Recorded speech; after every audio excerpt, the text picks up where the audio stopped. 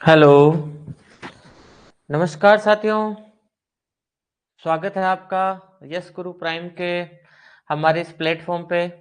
अगर आप मुझे सुन पा रहे हो तो चैट में जाके एक बार यस लिख दीजिए। बिल्कुल। अचला शर्मा जी, हेलो आपको भी। एनी अदर स्टूडेंट, आपको वॉइस आ रही है प्रॉपरली तो चैट में जाके और थोड़ा सा यस लिख दीजिए कि हाँ the voice is proper, then we shall start the class. बिल्कुल शर्मिला जी, हेलो आपको भी, good evening. Yes Guru Prime जो हमारा प्लेटफॉर्म है उसकी जो क्लास है हमारी इंग्लिश सब्जेक्ट जो कि जीके विषय में अपन पढ़ रहे हैं, उस पे जो हमारा फर्स्ट टॉपिक है आर्टिकल्स एंड डिटर्मिनर्स, उसको लेके आज अपन यहाँ पे अपने इस सेशन को ले रहे हैं। तो अगर आपको proper voice and all that आ रही है तो फिर अपन क्लास को स्टार्ट करते हैं मित्रों, है ना। Yes, I can see a few students are live now, but मेरे को कोई रिस्पॉन्स मिला नहीं है अभी तक। हम्म बिल्कुल बिल्कुल श्रृंगी जी, अपने जो बैच के प्रॉपर स्टूडेंट्स हैं ग्रेड फर्स्ट के वही यहाँ पे है। तो आप प्रॉपरली सुन पा रहे हैं क्या? आवाज वॉइस आपको प्रॉपर आ रही है क्या, ये आप थोड़ा सा बताएं मुझे। चैट के अंदर आप थोड़ा सा बताइए कि वॉइस आपको प्रॉपर आ रही है क्या। हम्म यस ऑडिबल, ठीक है। तो अपन जो है ठीक है ठीक है ठीक है, अपन शुरू करते हैं। हैंड रेज जो कर रहे हैं वो ध्यान रखें कि हैंड रेज का मतलब है कि आप एक तरह से बात करना चाहते हैं मुझसे, है ना। Then we can talk to each other, तो वो सेशन के लास्ट में कहीं अपन रखेंगे। Right now as exams are very close, काफी पास में है परीक्षाएं अपने। तो अपन जो है एक बार कोशिश करेंगे कम से कम टाइम इधर उधर लगाने की। आज फर्स्ट हमारा सेशन है, इसलिए कोशिश हम करेंगे कि आप सभी भी थोड़ा सा जुड़ जाएं एक बार और अपन अपना काम स्टार्ट कर देंगे। ऐसे ही हर एक टॉपिक को लेके एक छोटा सा लाइव सत्र अपन आयोजित रखेंगे अपने कोर्स के ऊपर, जिसमें लाइव चैट के थ्रू मैं आपके जो डाउट्स है वो ले सकता हूँ। यस गुरु प्राइम जो ऐप है, तो जैसा कि आपको पता है साथियों कि अपना जो सिलेबस है, कोर्स है ग्रेड फर्स्ट जीके को लेके, जो इंग्लिश का भाग है वो अपन एक बार कंप्लीट कर चुके हैं। तो आप कोर्स में जाके पहले जो भी टॉपिक यहाँ रिवीजन के लिए आए उसको पहले एक बार पढ़ के जरूर आए, उसके बाद ही आप यहाँ पे आए तो आपका क्लियर होगा। काफी सारे स्टूडेंट्स के डाउट्स थे डिटर्मिनर्स और आर्टिकल्स टॉपिक को लेके, तो जो लाइव जुड़े हैं वो ठीक है, बाकी ऐप के अंदर ये अवेलेबल रहेगा वीडियो, और कोशिश करेंगे इन फ्यूचर और भी प्लेटफॉर्म्स पे अवेलेबल करवाने की। तो आर्टिकल्स और डिटर्मिनर्स को लेके अपना ये सत्र है मित्रों। आप सभी को बिल्कुल गुड इवनिंग। मेरा नाम उत्तम तिवारी है और यहाँ ग्रेड फर्स्ट जीके इंग्लिश को लेके अपन जो है एकत्रित हुए हैं। बिल्कुल, चलिए। तो आर्टिकल्स एंड डिटर्मिनर्स की बात करें तो a an the few a few the few little a little the little, और भी सब मैंने बहुत सारे आर्टिकल्स और डिटर्मिनर्स हमने पढ़े साथियों, है ना। और अब जो है अपन आगे चर्चा कर रहे हैं हैंड रेज को लेके, जो साथी रिक्वेस्ट डाल रहे हैं तो बिल्कुल हैंड रेज आपका लेंगे, but at the end of the session. Right now will concentrate on the MCQs only और थोड़ा कंसेप्ट ओनली। काफी सारे स्टूडेंट्स के डाउट आए दो चीजों को लेके। नेक्स्ट टॉपिक के लिए भी आप जो अपने डाउट्स हैं तो वो अपना जो कमेंट सेक्शन रहता है ऐप का उसके अंदर जाके डाल सकते हैं, है ना। उसके अलावा इन फ्यूचर अगर जो ये वीडियो यूट्यूब पे जाता है तो वहां कमेंट्स में भी आप अपने डाउट्स डाल सकते हैं। नेक्स्ट सेशन जो होगा उसमें मैं ये डाउट ले लूंगा। ध्यान रखिए साथियों, ये क्लास फर्स्ट क्लास है तो काफी कम स्टूडेंट्स को इन्फॉर्मेशन है या जुड़ पाएंगे, लेकिन अगर जो ये क्लास आप देख रहे हैं तो ध्यान रखें कि ऐप के ऊपर प्रत्येक वेडनेसडे अपनी कोशिश रहेगी इंग्लिश को लेके शाम को एक छोटा सा सेशन सत्र आयोजित करने की। ठीक है, आज आर्टिकल्स एंड डिटर्मिनर्स को लेके अपन जो है अपने डिस्कशन करेंगे। दो इसमें जो मेजर डाउट्स आए मुझे, टू मेजर डाउट्स, उसमें भी एक ज्यादा मेजर है। वो स्टूडेंट्स ने पूछा है जीरो आर्टिकल के बारे में, और जो स्टूडेंट्स डाउट्स भी पूछ रहे हैं, क्वेश्चंस भी पूछ रहे हैं, तो कहीं ना कहीं जीरो आर्टिकल को लेके ही पूछ रहे हैं। एक जो डाउट ज्यादा आ रहा है that is this that these those का। तो इसमें नहीं पढ़ेंगे कि प्रोनाउन और एडजेक्टिव में इनको कैसे यूज करते हैं, that part is not in our syllabus.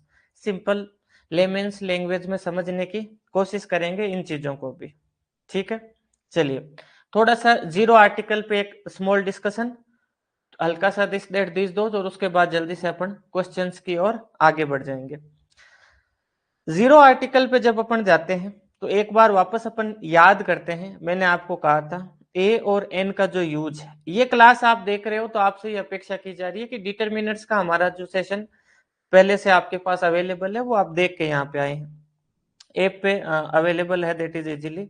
तो ए और एन है ना, तो आपको पता है ए या एन का यूज जो है वो अपन ने सिंगल और काउंटेबल के लिए किया था। सिंगल और काउंटेबल नाउन, नाउन का सिंपल मीनिंग आप नेम से ले सकते हैं, नाम से ले सकते हैं, किसी भी चीज का जो नाम होता है उसी को नाउन कहते हैं। तो नाउन की जगह आप नेम पढ़ सकते हैं ज्यादा सुविधा के लिए। सिंगल यानी अकेला, काउंटेबल यानी जिसको गिना जा सकता है, ठीक है। उसके अलावा आपको पता है कि द एक अपने सामने आया था, और उसका जो यूज है वो निश्चितता की भावना जहां आ जाती है, किसी चीज को अपने को निश्चित करना हो कि हाँ फिक्स इसी चीज की इसी क्वांटिटी की बात हो रही है, तो वहां दे का यूज होता है। दे का यूज कहाँ होता है उस पर ज्यादा चर्चा नहीं होगी, that is you have already studied.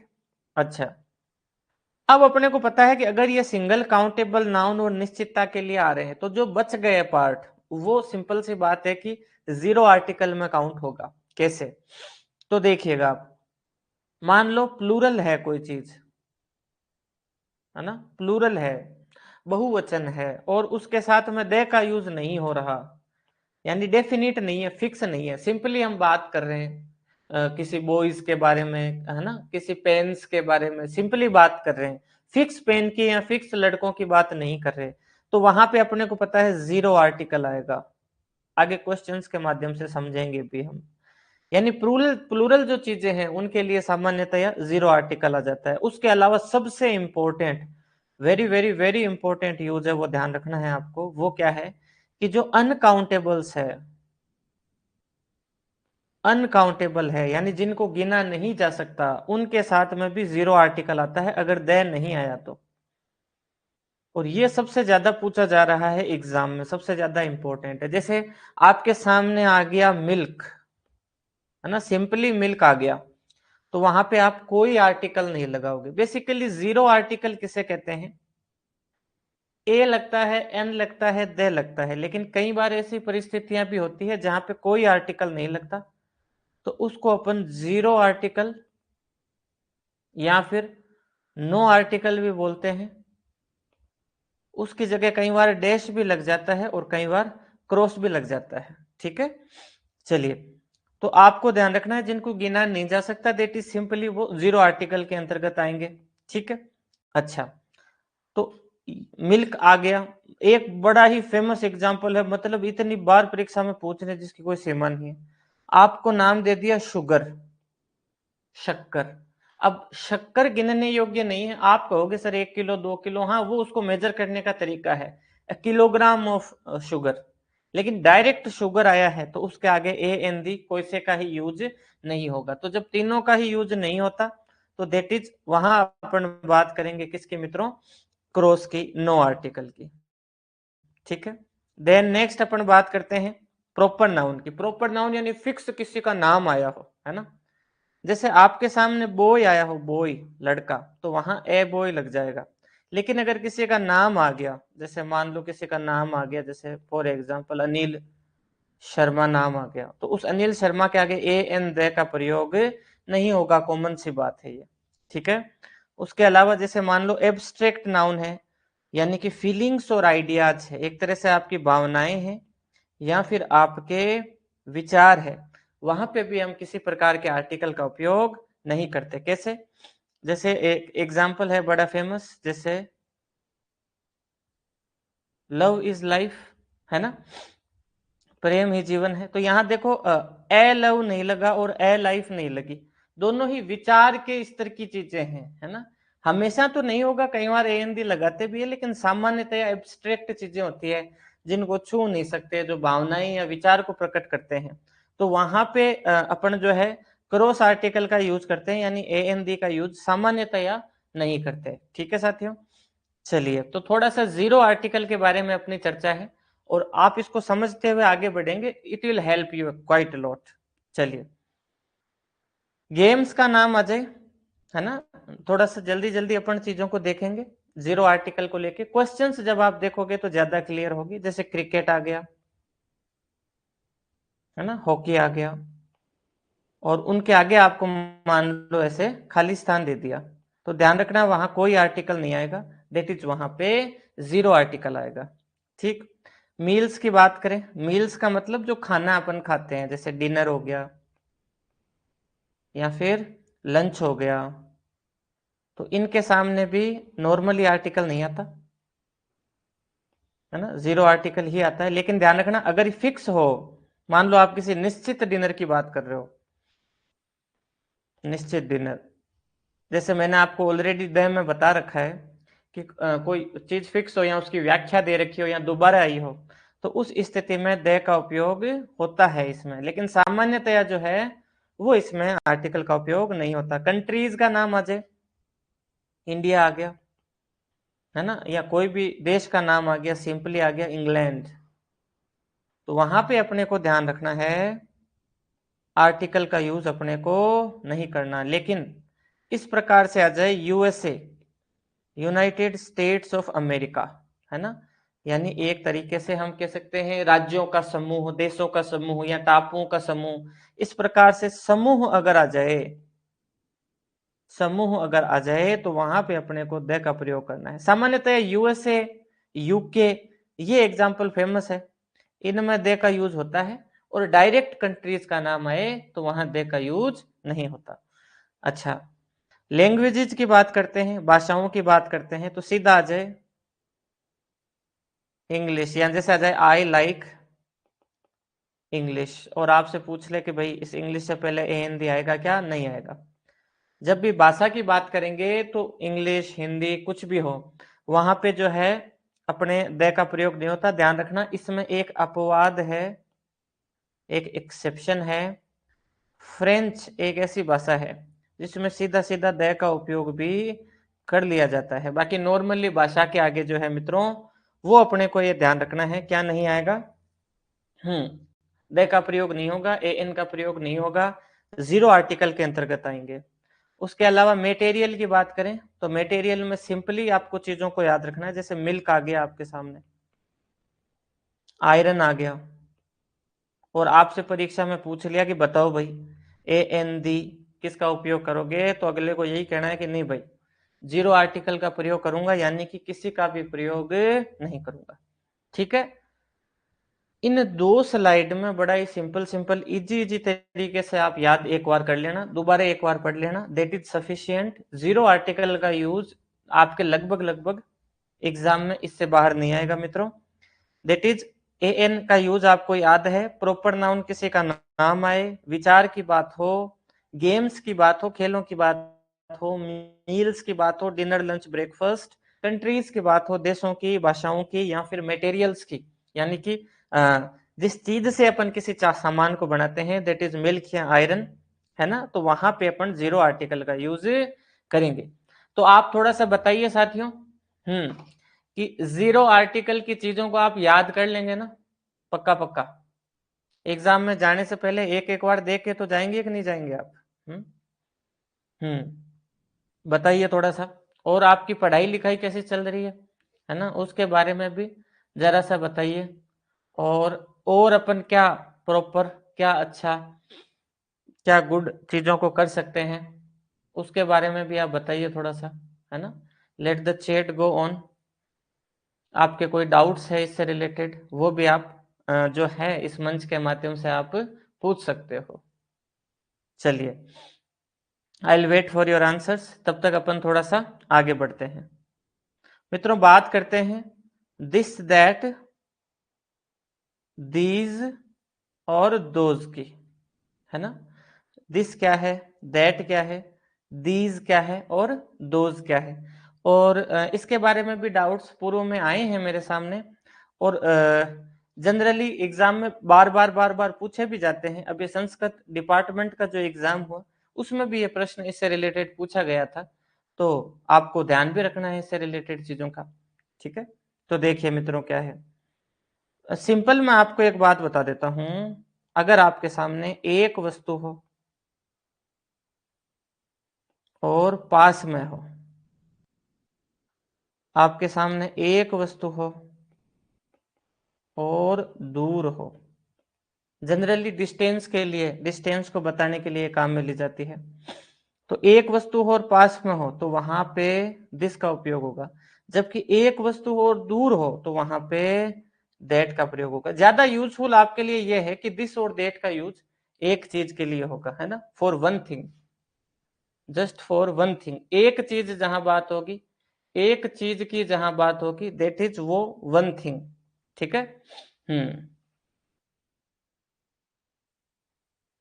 बिल्कुल। Just a second, Preeti Sharma ji, hand raise आप जब कर रहे हैं तो ध्यान रखें कि हैंड रेज एक्सेप्ट करते ही जो है अपनी बातचीत अपन कर पाएंगे, तो वो लास्ट में अपन थोड़ा सा देखेंगे। शर्मिला जी कह रही है honorary secretary is the one who is not paid for. हाँ, नहीं, यहाँ पे एन आएगा, है ना, एन आएगा, क्योंकि जनरली बात की जाती है कि एक ऑनररी सेक्रेटरी वो होता है जिसको पेमेंट नहीं किया जाता, तो दे का यूज नहीं होगा यहाँ शर्मिला जी, यहाँ पे अपन एन का यूज करेंगे। ठीक है, अच्छा, तो देखिए वस्तु पास में हो तो दिस और एक वस्तु हो दूर हो तो दैट। जैसे एग्जाम्पल मैं बता देता हूं आपको, बड़ी ही इजी है। जैसे अपन बात करते हैं दिस बुक इज माइन, बोले ये जो किताब है ये मेरी है। हाँ, इसकी व्याख्या है शर्मिला जी, लेकिन वो जो द है वो देखो यहाँ वन के लगा है एक प्रकार से, ये फिक्स फॉर्मेट है। एक बार आपने देख लिया, एक बार आपने वाक्य पढ़ लिया, अब मिलता जुलता वाक्य परीक्षा में आया तो आपको सही करना है।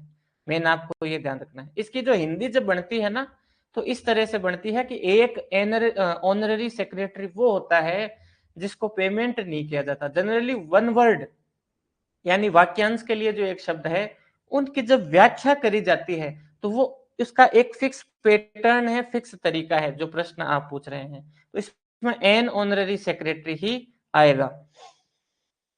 व्याख्या करने का तरीका देखिए आप, इज और द वन और उसके बाद में व्याख्या की गई है, उसके तुरंत बाद व्याख्या नहीं है ना।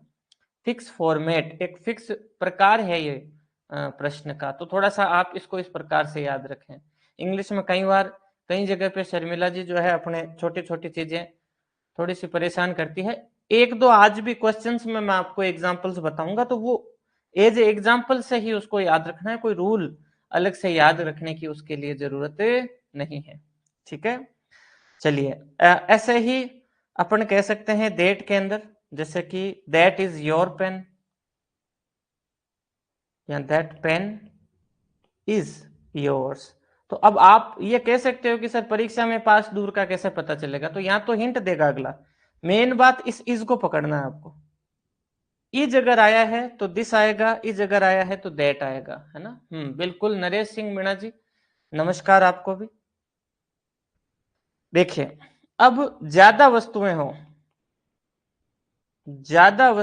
अपने पास में, ज्यादा वस्तुएं हो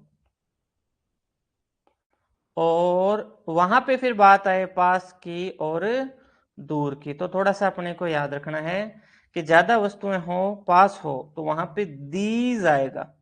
पहले एक हो और पास में हो तो दिस था, ज्यादा हो और पास में हो तो दीज आएगा, ज्यादा हो और दूर में हो तो दोज आएगा। यहां भी देखो आपको याद क्या रखना, आपको इजी इजी चीज लगेगी है, लेकिन परीक्षा में जब आती है ना तो सिंपल बातें अपने को कंफ्यूज कर देती है कई बार। देखिए जैसे दीज, अब यहां अगर मैं लगाऊं, जैसे मान लो दीज बैग्स ब्लैंक योर्स, अब इज और आर की बात आएगी ना तो यहाँ पे आर का प्रयोग होगा, these bags are yours.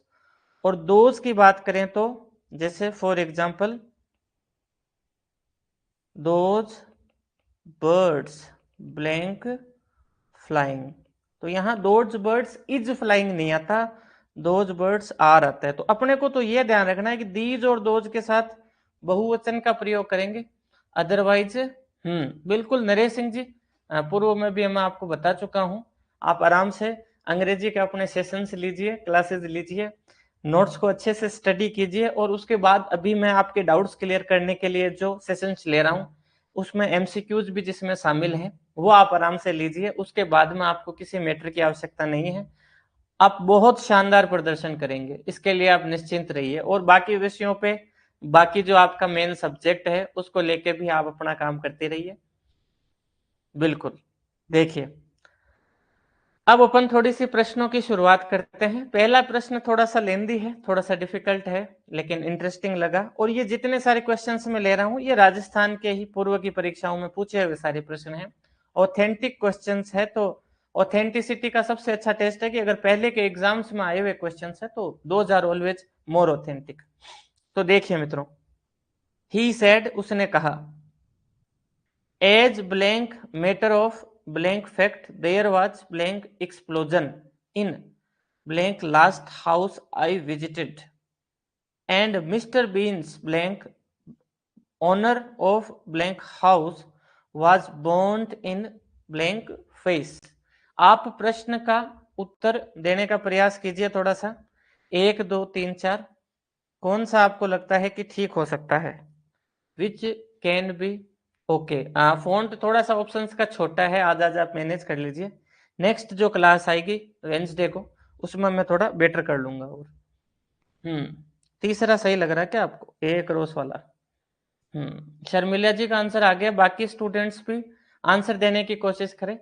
Wednesday session लेने का उद्देश्य है थोड़ा सा एंगेज करें अपन, थोड़ा सा इंग्लिश को लेके एक्टिवली काम करें।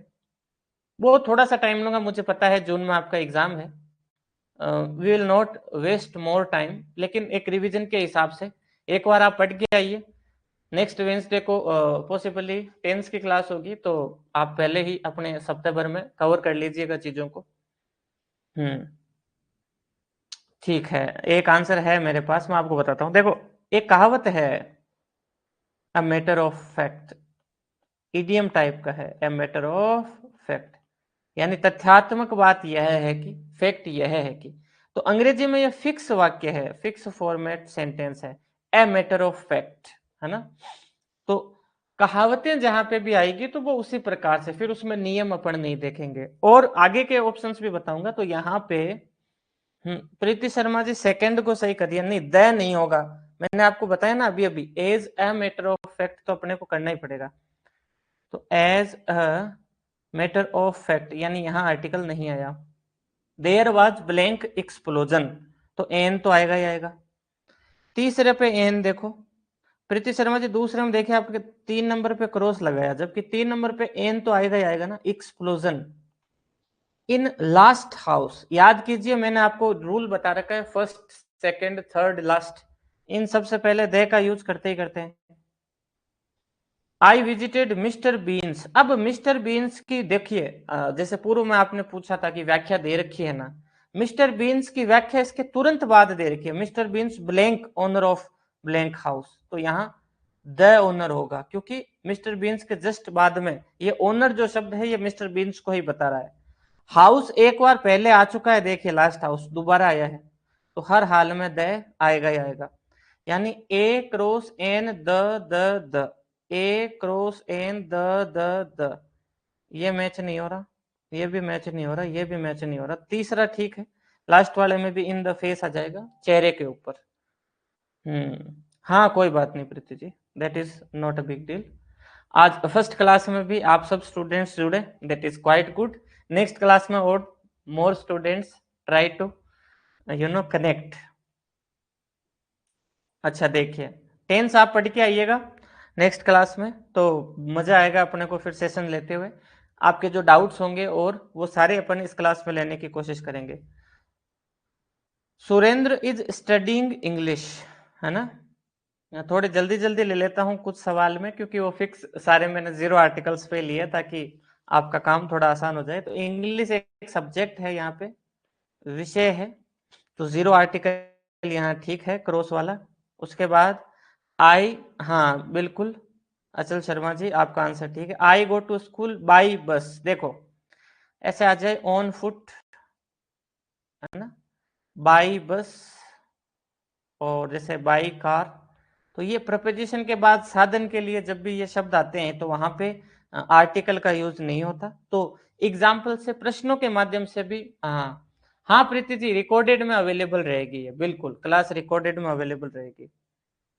जीरो आर्टिकल, जितने भी लाइव सेशंस होते हैं, हाँ बिल्कुल वो अवेलेबल रहेंगे। The Amazon in Brazil is, अब देखिए सुपरलेटिव डिग्री आ गई। सुपरलेटिव कैसे पहचानते हैं, या तो शुरू में मोस्ट आए या लास्ट में ईएसटी आए, ठीक है यहाँ पे, है ना। उसके बाद में इन साउथ अमेरिका, तो वापस वही बात है, देश का नाम आ गया, कंट्री का नाम आ गया, और कंट्री का नाम आते ही अपने को पता है अच्छे से, कंट्री से पहले कुछ लगता नहीं है, तो द और उसके बाद में डैश, है ना। Number 1 is okay. He eats a lot of meat, meat uncountable है यहाँ पे, अनकाउंटेबल है, इसको डायरेक्ट नहीं गिनते, 1 meat 2 meat 3 meat, meat meats ऐसे नहीं होता, अनकाउंटेबल है, तो देट इज नो आर्टिकल या जीरो आर्टिकल जो है वो इसके अंदर होगा।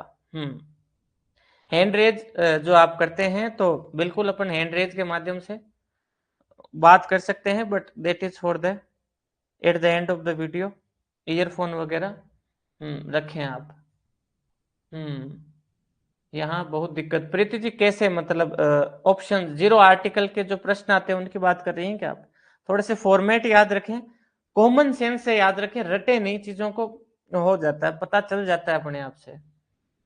चैट में, अच्छा बिल्कुल, अपन we can talk in the end, अगर आपको कोई डाउट हो या कुछ भी तैयारी से रिलेटेड प्रश्न पूछना हो, that we can do. Volleyball, volleyball यानी अपन बात करते हैं गेम की, एक गेम की, अच्छा गलती से क्लिक हो जाता है हैंड रेज पे, ठीक है, नो आर्टिकल यहाँ पे, ठीक है कोई बात नहीं। ठीक है, एक ठीक है, अचल जी आपका भी ठीक है, और प्रीति जी आपका भी ठीक है। She does not like milk, अब मिल्क आपको पता है एक तरह से मटेरियल, मिल्क से बहुत सारी चीजें बनती है, तो जीरो आर्टिकल। और कुछ ज्यादातर प्रश्न शुरू शुरू में मैंने जीरो के लिए हैं, ताकि बहुत सारे क्वेश्चन एक्चुअली में डाउट्स में पूछ रहे थे स्टूडेंट्स।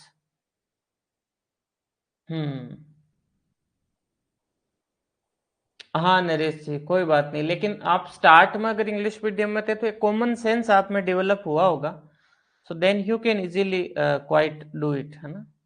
प्रैक्टिस छूट जाती है। देखिए एक मेथड्स मैंने पढ़ाए, जैसे फर्स्ट ग्रेड में अपने नहीं लगते, सेकंड और उसमें लगते हैं, तो मैंने ये बताया कि जो मीडियम इंग्लिश है वो फ्लुएंसी पे ज्यादा गौर करते हैं, हिंदी माध्यम वाले जो ट्रेडिशनल मेथड से पढ़े हुए हैं वो एक्यूरेसी पे ज्यादा गौर करते हैं।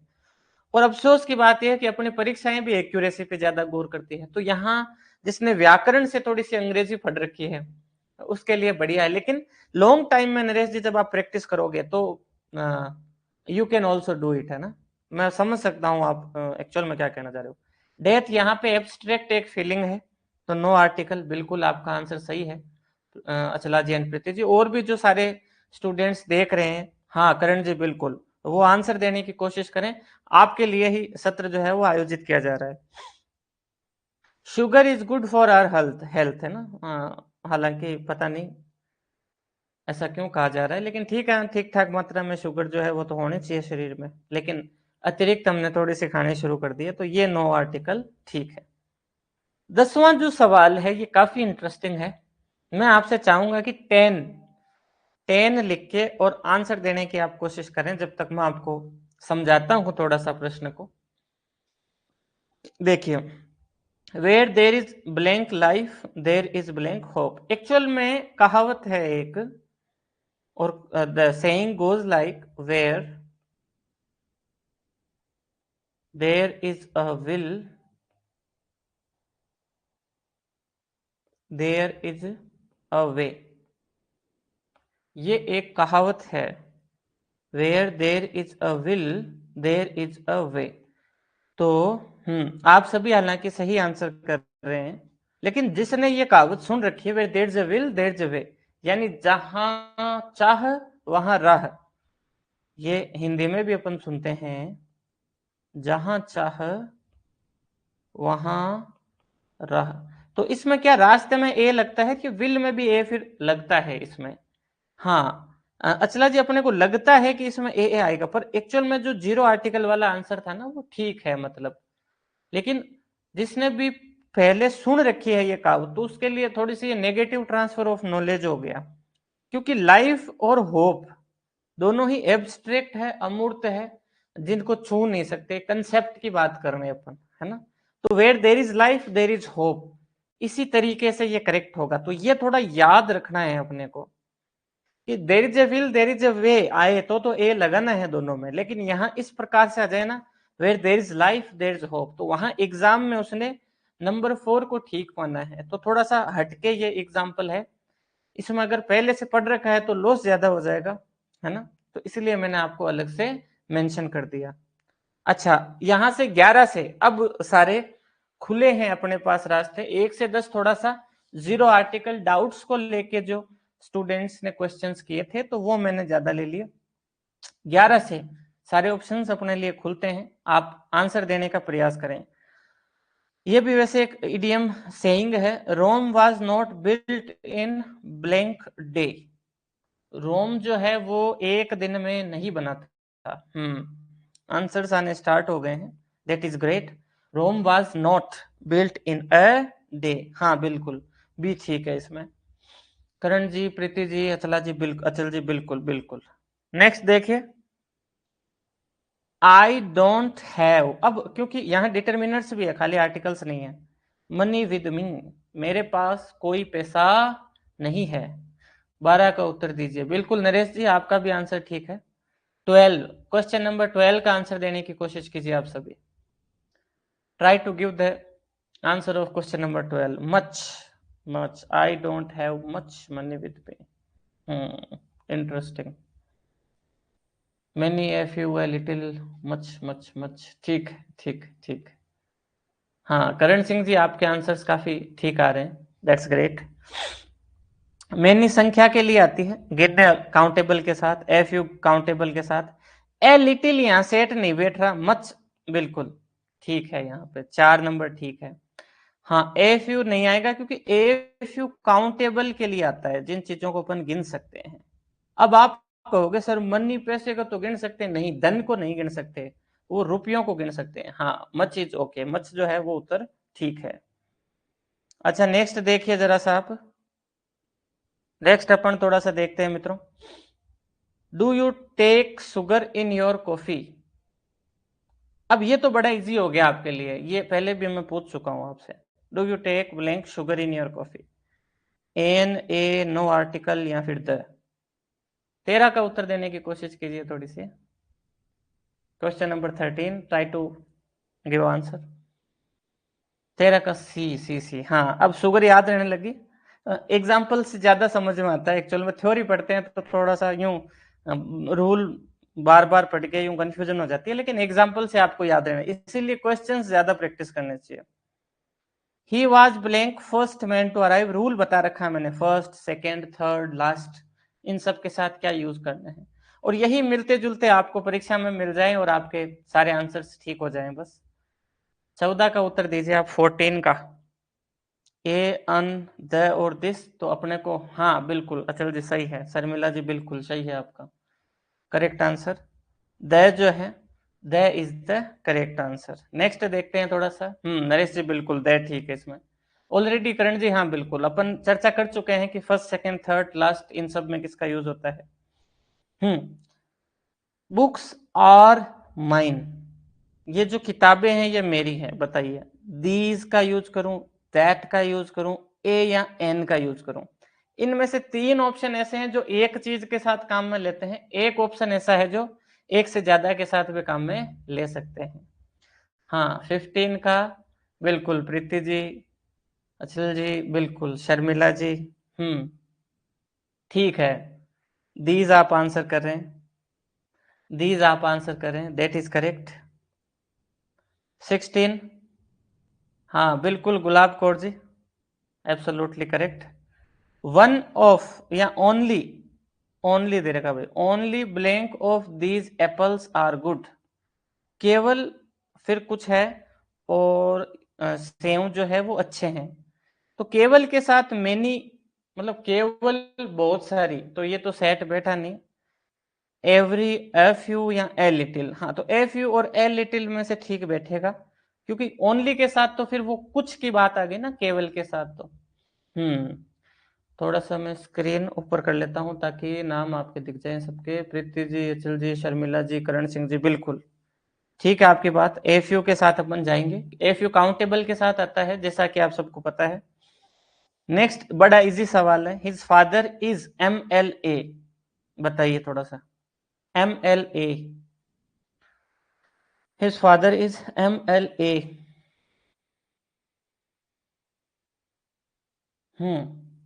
नरेश सिंह जी, जी के पार्ट के लिए जरूरत नहीं है। अगर आपको प्रॉपर इंग्लिश सब्जेक्ट की तैयारी करनी है तो राजस्थान के क्वेश्चंस देखने के लिए दिशा की आप किताब खरीद सकते हैं। एन एन एन है ना, प्रीति जी, शर्मिला जी, करण जी, गुलाब कौर जी, बिल्कुल। गुलाब कौर जी थोड़ा सा आंसर आप सुधारिए, इसको एम अपन पढ़ते हैं, है ना। तो ये ए अपने को ध्यान रखना है कि ध्वनि के साथ जाना है, उच्चारण के साथ जाना है। इस एम को नहीं देखना, इस एम को पढ़ा कैसे जा रहा है उसको थोड़ा सा देखना है। अच्छा, kindness is blank virtue, virtue, virtue, तो ये ठीक है, ये भी एक वर्च्यू वाले सेंटेंस फिक्स है और ए के साथ ही जाना है। हालांकि मैं आपको एक बात बताऊं, वर्च्यू एक प्रकार का अच्छा गुण हो गया, तो जीरो आर्टिकल के साथ आप कंफ्यूज मत करना। इस फॉर्मेट में जब भी वाक्य आए तो वर्च्यू के आगे ए अपने को लगाना है। हाँ बिल्कुल सफिशिएंट है, कोई दिक्कत नहीं। बहुत सारे क्वेश्चंस ऑलरेडी अपन डिस्कस कर रहे हैं, पूर्व में भी मैंने क्लास में भी किए हैं, और बिल्कुल नरेश जी अभी भी करते हैं। तो दो, हाँ दो आपका आंसर ठीक है। द मैन, आदमी, I was sitting next to, जिसके जस्ट आगे में बैठा था, ऑन द प्लेन, प्लेन पे, टॉक्ड ऑल द टाइम, पूरे समय बातें कर रहा था, पूरे समय बातें कर रहा था। कोई बात नहीं अचल जी, प्रैक्टिस करते रहिए, धीरे धीरे रॉन्ग आंसर आने बंद हो जाएंगे। तो the man whom I was sitting next to, that I was sitting next to, who I was sitting next to, whose I was sitting next to। अच्छा सवाल है ये, it is a good question. देखो, man whom का मतलब होता है जिसे, आदमी जिसे, तो जिसे मैं सिटिंग नेक्स्ट टू बैठता नहीं है साथ में, है ना, जिसके मैं साथ में बैठा था, जिसके पास में बैठा था, या जो मेरे पास बैठा था। हु, आदमी जो, who I was sitting next to ना, हु अगर यूज करेंगे तो वहां फिर इस मेन से रिलेटेड कुछ ना कुछ आगे बात होगी, है ना। इसमें मित्रों दैट सही होगा, THAT, दैट सही होगा, नहीं हुज नहीं।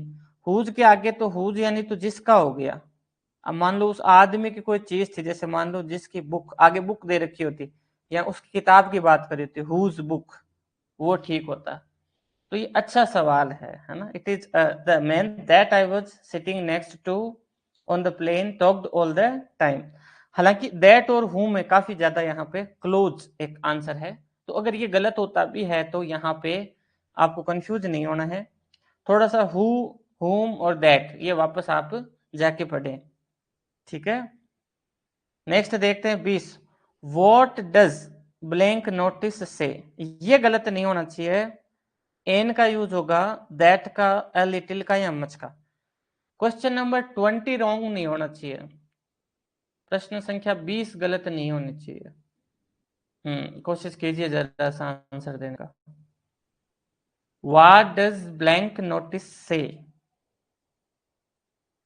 20 का दैट आंसर आ गया है मेरे पास। दो, शर्मिला जी का भी है, अचल जी का भी है, ठीक है, दैट्स ग्रेट।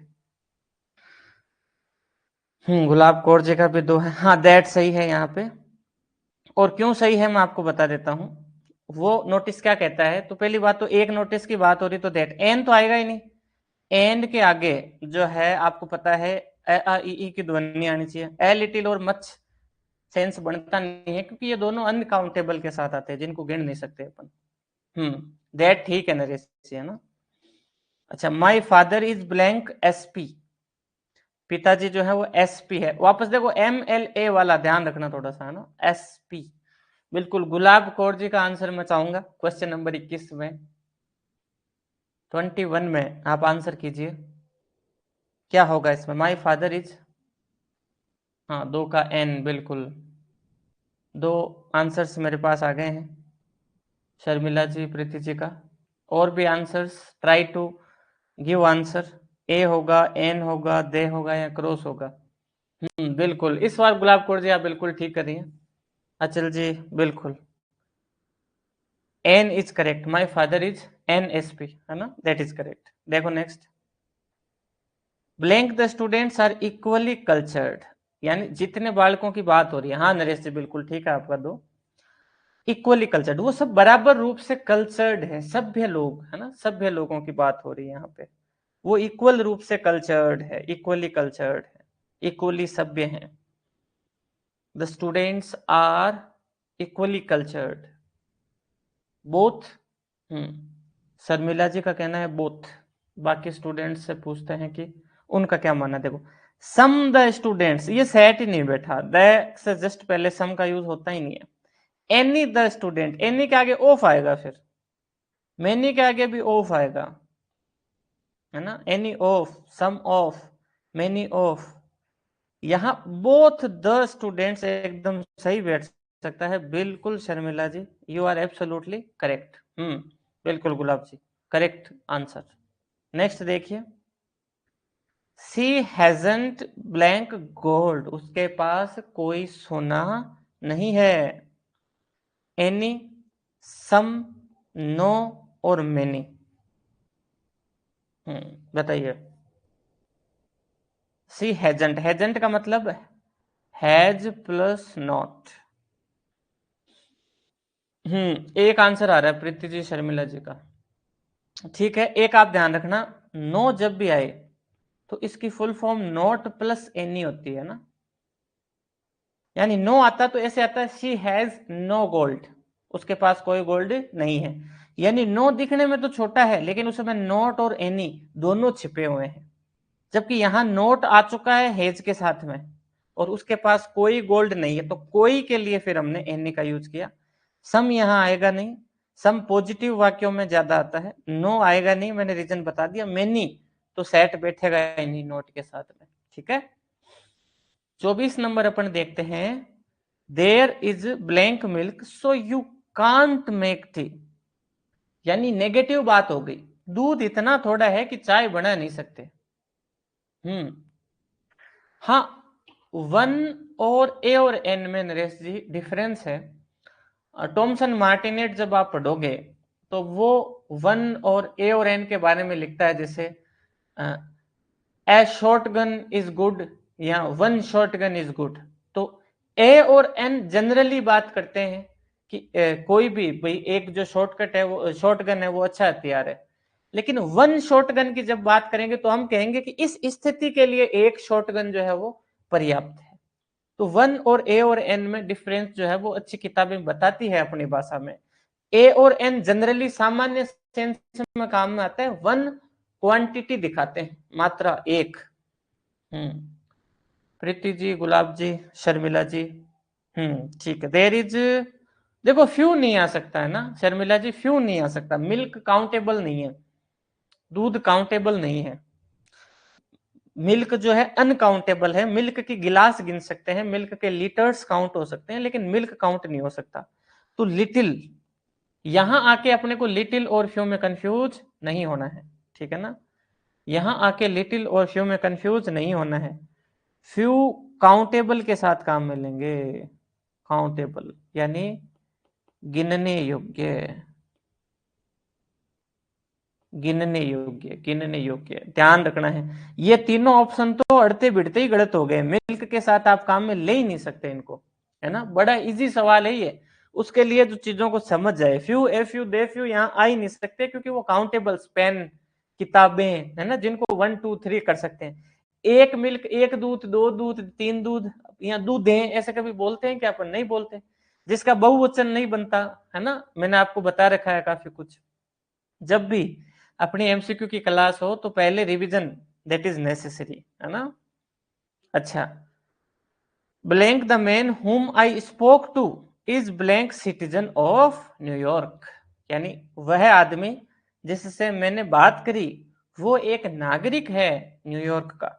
25 का उत्तर देने की कोशिश कीजिए। यहां देखिए इंटरेस्टिंग बात यह है कि न्यूयॉर्क एक सिटी का नाम है, शहर का, और उसके पीछे कोई आर्टिकल नहीं है। यह अब आपको याद रखना है। अब आगे आए तो ध्यान रखना है कि शहर का नाम हो, देश का नाम हो, तो उसके आगे जीरो आर्टिकल आता है। तो कई बार प्रश्न भी अपने को सिखा के जाता है कुछ न कुछ। हाँ, 3 एकदम सही है। द मैन के ठीक बाद उसकी व्याख्या है the man whom I spoke to, वो आदमी जिससे मैंने बात करी, is a citizen of New York. बिल्कुल गुलाब जी, अचल जी, शर्मिला जी, प्रीति जी, आप सभी का आंसर जो है करेक्ट, एब्सोल्युटली करेक्ट। नेक्स्ट देखिए, हाँ, blank higher we go cooler it is. अब इसका आप उत्तर मत दीजिएगा अगर आपने पहले नहीं पढ़ा है। अगर पहले नहीं पढ़ा है तो उत्तर मत दीजिएगा। हाँ, पिछले का दे और नरेश जी ठीक है। अगर आपने ये पहले नहीं पढ़ा हुआ तो आपको उत्तर नहीं देना है। ध्यान ये रखना है, यहां पे कंपेरेटिव डिग्री, कंपेरेटिव डिग्री, और कोमा के बाद में भी कंपेरेटिव डिग्री हो। देखो ईआर वाली, ईआर वाली दिख रही, ईआर या मोर हो तो कंपेरेटिव डिग्री अपने सिलेबस में। तो यहां फिक्स है, दोनों तरफ द ही लगेगा, ये फिक्स फॉर्मेट है। हाँ शर्मिला जी बिल्कुल, दे। हाँ लेखराज भाटी जी बिल्कुल ठीक है आपका आंसर भी। कहने का मतलब यह है द हायर वी गो, जितना ऊपर हम जाएंगे, द कूलर इट इज, उतनी ही ठंड बढ़ती जाएगी। यानी जितना और उतना का सेंस देता है ये, जितना और उतना का, और दोनों तरफ कंपेरेटिव डिग्री होगी। इस स्थिति में दोनों तरफ दे आएगा। फिक्स सेंटेंस, फिक्स पैटर्न है। याद थोड़ा सा रखना है, थोड़ा सा एक दो बार पढ़ के अपने को याद ही कर लेना है इसको, ठीक है। नेक्स्ट देखिए, blank teachers prefer a class that is fairly consistent in having pupils of the same level, यानी अधिकतर टीचर्स इस प्रकार की कक्षा चाहते हैं जहां पे सारे बच्चे एक लेवल के हो। अब मैं मेरी क्लास में जैसे सारे स्टूडेंट्स अभी ग्रेड फर्स्ट के लिए प्रिपेयर करने वाले हैं। इमेजिन करो कि एक ऐसी क्लास अपने सामने हो। गुलाब कौर जी, आपने हैंडरेज एक्चुअल में किया है क्या? शायद गलती से कर दिया होगा ना। तो ज्यादातर टीचर्स की बात हो रही है कि ऐसी क्लास को पसंद करते हैं जिसमें एक लेवल के बच्चे हो। अब मेरी क्लास में मान लो एक स्कूल का बच्चा बैठा है, एक मान लो कंपटीशन का बच्चा बैठा है, एक स्पोकन का बच्चा बैठा है, तो वो फिर एक लेवल की चीज नहीं मिलेगी, होल नहीं आएगा। होल तो संपूर्ण को दिखाता है, संपूर्ण को, एक चीज हो और उसके पूरे भाग को दिखाना, वो होल होता है। एवरी यानी प्रत्येक, एवरी के आगे फिर आपको पता है ना वन, एवरी टीचर आएगा, टीचर्स नहीं आएगा। नाइदर के आगे भी ये सेट बैठेगा नहीं। तो मोस्ट यहाँ ठीक है। और मैं देखता हूँ लेखराज जी, अचल जी ने भी मोस्ट किया है, और संतोष जी ने भी मोस्ट आंसर किया है। बिल्कुल लेखराज जी, ठीक है, यहाँ पे करेक्ट आंसर है आपका सभी का, शाबाश। मोस्ट यहाँ ठीक है, मोस्ट टीचर्स है ना, अधिकतर टीचर्स। 28 देखते हैं, 28 का आंसर सही आना चाहिए भाई ना, 28 का। मोस्ट के बाद ऑफ, ये भी ठीक है शर्मिला जी, आपका एनालिसिस अच्छा है। 28 का उत्तर देने की कोशिश कीजिए। Blank would floats on water, है ना, अच्छा सवाल है ये, it is a good question. इसमें फंसोगे आप। देखो द का यूज तो बहुत सोच समझ के करना है अपने को, द का यूज तो बहुत रेयरेस्ट ऑफ द रेयर में। थोड़ी देर पहले ही मैंने आपको बताया था, मेटेरियल्स की बात हो जिनसे कोई चीज बनाई जाती है, नो डिटर्मिनर वहां पे, ठीक सिंपली बात चल रही है, वुड फ्लोट्स ऑन वाटर, लकड़ी जो है वो पानी के ऊपर तैरती है। हाँ, जो स्टूडेंट्स शुरू से जुड़े हुए हैं आज के सत्र में, तो मैंने शुरू में जीरो आर्टिकल बताया है, तो आप क्लास के बाद में एक बार ये क्लास को शुरू से देखना, तो जीरो आर्टिकल उसमें क्लियर हो जाएगा। नेक्स्ट देखिए, the news blank he is retiring is false. यह खबर कि वह रिटायर हो रहा है गलत है। देट आएगा, विच आएगा, वेयर, वेन। तो वेन तो हो गया जहां, वेयर हो गया जब, विच यानी जिसे, डेट यानी जो। हम्म कक्षा रोजाना नहीं होगी नरेश जी, वीकली, वीकली होगी, है ना। एक टॉपिक पे एक सेशन रखने का कोशिश रहेगी ताकि आप आराम से रिवाइज कर सकें, मेरे तक डाउट्स भेज सकें। ऐप में जो सेक्शन है वो आ जाएगा, अगर यूट्यूब पे क्लास जाती है तो कमेंट्स में आप पूछ सकते हैं, नेक्स्ट क्लास में मैं उनको कोशिश करूंगा कवर करने का। प्रीति शर्मा जी बिल्कुल, संतोष जी, इस बार सभी का करेक्ट आंसर है, very good. The news that he is retiring is false. I can't read small print, छोटे छोटे शब्द मैं नहीं पढ़ पाता, है ना, छोटे छोटे स्मॉल प्रिंट। जैसे मैंने आपको शुरू में कह दिया कि आज ऑप्शंस थोड़े छोटे नजर आएंगे, अगली बार सुधार दूंगा। स्मॉल प्रिंट्स है, I want to get my eyes tested, है ना, इसलिए मैं छोटे प्रिंट नहीं पढ़ पा रहा हूं, तो एक बार जरूरी है कि आंखें जो है वो चेक करवा लूं, है ना। आप थोड़ा सा निष्कर्ष निकालिए। हाँ बिल्कुल नरेश जी, नेक्स्ट टॉपिक टेंस का रहेगा, है ना, नेक्स्ट टेंस का रहेगा, आप जरूर तैयारी करके आइए। Therefore, therefore, therefore, सब बस क्या बात है। देयर फोर अतः, है ना, अतः की जो फीलिंग देता है, दैट इज वाई। बिल्कुल अचल जी, प्रीति जी, शर्मिला जी, हाँ संतोष जी, सभी का करेक्ट आंसर, वेरी गुड। चलिए, तो इसी के साथ साथियों 30 क्वेश्चंस आज अपन ने डिस्कशन किए। आपके थॉट्स आप जरूर आगे जाके रिप्रेजेंट करें, थोड़े से बताएं। ग्रेड फर्स्ट इंग्लिश जीके से रिलेटेड ये क्लास है, और अगर ये क्लास अगर आप यूट्यूब पे देख रहे हैं तो यस गुरु प्राइम अपनी ऐप है, और इस पे लगभग लगभग वेडनेसडे को अपने जो है रिवीजन की ये क्लास होगी एमसीक्यू से रिलेटेड। जो रेगुलर स्टूडेंट्स हैं उनके लिए भी बिल्कुल थैंक यू, आपका भी thanks for your kind words. और मित्रों वेडनेसडे को ये क्लास रहेगी इवनिंग में, है ना, टाइमिंग वगैरह वहां मेंशन हो जाएगी। उसके अलावा आपको पता है कि अपना जो कोर्स है वो कंप्लीट हो चुका है अराउंड 24 क्लासेज में। उसके अलावा लगभग 13 घंटे, 12 से 13 घंटे में कंप्लीट है। तो आप ये 5 क्वेश्चन छोड़े बिल्कुल भी नहीं, इनको जो है आप आराम से कवर कर सकते हैं। बिल्कुल नरेश जी, आपका भी thank you, Preeti ji thank you for connecting. और बिल्कुल आपके साथ हैं, सिलेक्शन तक साथ हैं कंप्लीटली। आपका जब सिलेक्शन हो जाएगा तो डॉक्यूमेंट्स कैसे लगाना है ये भी आपके ढाका जी जो है वो आपको समझा देंगे। बिल्कुल धन्यवाद आपका सभी का। तो इसी के साथ साथियों गुड नाइट, आप सभी पढ़ते रहिए, मस्त रहिए और तैयारी करते रहिए। थोड़ा सा वेडनेसडे को आप जुड़िए इंग्लिश पढ़ने के लिए, छोड़िए मत इसको, ताकि एक कॉन्सिस्टेंट मोटिवेशन आपको मिलता रहेगा, आपको लगेगा कि हाँ जो सारी चीजें बहुत ही लाइव और सारी चीजें हैं। सब्जेक्ट वाली क्लासेस यूट्यूब पे थोड़े से सेशंस रखने का कोशिश रहेगी प्रीति जी, है ना।